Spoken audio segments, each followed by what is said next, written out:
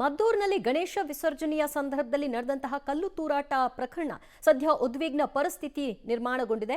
ಸ್ಥಳದಲ್ಲಿ ಹಿಂದೂ ಕಾರ್ಯಕರ್ತರು ಕೂಡ ನೆರೆದಿದ್ದು ಭಾರೀ ಪ್ರತಿಭಟನೆಯನ್ನ ನಡೆಸ್ತಾ ಇದ್ದಾರೆ. ಪ್ರತಿಭಟನೆಯನ್ನ ಹತ್ತಿಕ್ಕೋಕೆ ಪೊಲೀಸರು ಕೂಡ ಬಹಳಷ್ಟು ಸಾಹಸವನ್ನ ಮಾಡ್ತಾ ಇದ್ದಾರೆ. ಮದ್ದೂರಿನಲ್ಲಿ ಗಣೇಶ ಮೆರವಣಿಗೆಯ ಹೊತ್ತಿನಲ್ಲಿ ನಡೆದಂತಹ ಕಲ್ಲು ತೂರಾಟ ಪ್ರಕರಣ ಬೆಂಗಳೂರು ಮೈಸೂರು ಹೆದ್ದಾರಿಯಲ್ಲಿ ಪ್ರತಿಭಟನೆಯನ್ನ ನಡೆಸಲಾಗ್ತಾ ಇದೆ. ಹಿಂದೂ ಸಂಘಟನೆಯ ಕಾರ್ಯಕರ್ತರು ಪ್ರತಿಭಟನೆಯಲ್ಲಿ ಭಾಗಿಯಾಗಿದ್ದಾರೆ. ಗಣೇಶನ ಮೂರ್ತಿಯೊಂದಿಗೆ ಪ್ರತಿಭಟನೆಯನ್ನ ನಡೆಸಲಾಗ್ತಾ ಇದೆ. ಹಲವಾರು ತೀರ್ಮಾನಗಳನ್ನು ಕೂಡ ಈ ಹೊತ್ತಿನಲ್ಲಿ ತೆಗೆದುಕೊಂಡಿದ್ದಾರೆ. ಪ್ರತಿಭಟನಾ ಸ್ಥಳಕ್ಕೆ ಮಾಜಿ ಸಂಸದ ಪ್ರತಾಪ್ ಸಿಂಹ ಆಗಮನದ ನಂತರದಲ್ಲಿ ಹಿಂದೂ ಕಾರ್ಯಕರ್ತರ ಹರ್ಷೋದ್ಗಾರ ಕೂಡ ಹೆಚ್ಚಾಯಿತು. ಇನ್ನಷ್ಟು ಬಲ ಸಿಕ್ಕಂತಾಗಿದೆ ಅನ್ನುವಂತಹ ಅಭಿಪ್ರಾಯಗಳನ್ನು ಕೂಡ ಈಗಾಗಲೇ ವ್ಯಕ್ತಪಡಿಸಿದ್ದಾರೆ. ಜೊತೆಗೆ ತಾಲೂಕು ಕಚೇರಿ ಬಳಿ ಬಂದಿರುವಂತಹ ಪ್ರತಾಪ್ ಸಿಂಹ ಪ್ರತಿಭಟನೆಯಲ್ಲಿ ಭಾಗಿಯಾಗಿ ಈ ಪ್ರತಿಭಟನೆ ತೀವ್ರ ಸ್ವರೂಪ ಪಡೆಯುವಂತಹ ಮುನ್ಸೂಚನೆಯನ್ನ ಈ ಮೂಲಕವಾಗಿ ತೋರ್ಪಡಿಸಿದ್ದಾರೆ.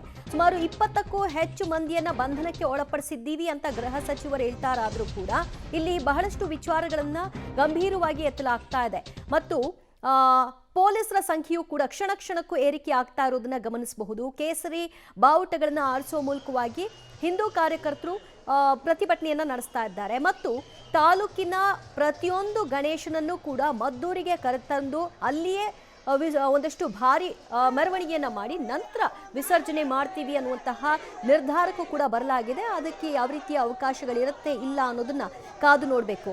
ಇನ್ನು ಇದು ಮಸೀದಿ ಕಡೆಯಿಂದ ಕಲ್ಲು ತೂರಿ ಬಂದಿದ್ರಿಂದ ಆ ಜವಾಬ್ದಾರಿಯನ್ನ ಯಾರು ಹೊತ್ಕೋಬೇಕು ಅನ್ನುವಂತಹ ಪ್ರಶ್ನೆ ಇದೆ.